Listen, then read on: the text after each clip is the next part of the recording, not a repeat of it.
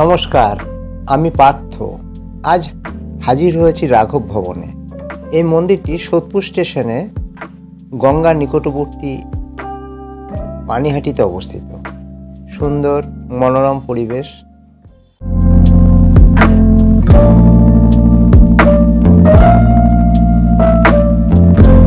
এখানে গৌরাঙ্গ মহাপ্রভু ও নিত্যানন্দ মহাপ্রভুর যুগল মূর্তি দেখা যায়।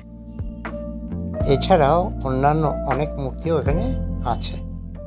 আদি সপ্তগ্রামের জমিদার পুত্র রঘুনাথ দাসকে নিত্যানন্দ প্রভু দণ্ডদান করেছিলেন। এই দণ্ডদান উপলক্ষে নিত্যানন্দ প্রভুর আদেশ মতো চিড়ে, দই ইত্যাদি প্রসাদ হিসাবে ভক্তদের দেওয়া হয়েছিল।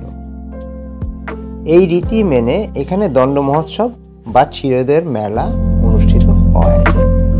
নির্জলা একাদশীর পরে ত্রয়োদশী তিথিতে এই অনুষ্ঠান অনুষ্ঠিত হয়।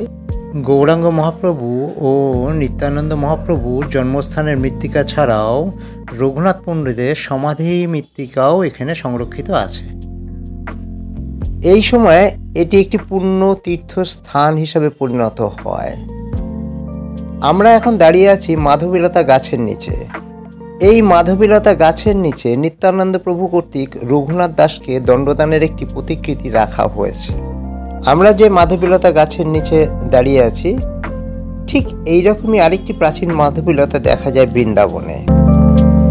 এই গাছটি দেখলে বোঝা যায় যথেষ্ট প্রাচীন এবং খুবই দর্শনীয়, খুবই দৃষ্টিনন্দন, এবং এই গাছটির বয়স আন্দাজ করা সত্যিই কঠিন। আমরা সকাল সকাল এখানে এসে উপস্থিত হয়েছি। এই নাটমণ্ডপে অল্প কিছু ভক্ত আমরা দেখতে পাচ্ছি। প্রতিদিন প্রচুর ভক্ত সমাবেশ হয় এই নাটমণ্ডপে।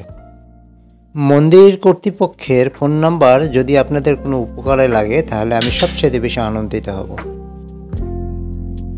পানিহাটি কোন্নগর ফেরিঘাট এখানেই অবস্থিত। কোন্নগর থেকে নদীপথেও এখানে আসা যায়।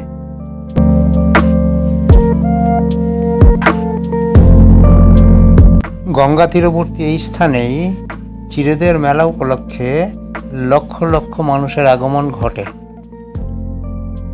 ভিডিওটি সম্পূর্ণ দেখার জন্য আমি আপনাদের কাছে আন্তরিকভাবে কৃতজ্ঞ। ভালো থাকবেন, পাশে থাকবেন। ধন্যবাদ।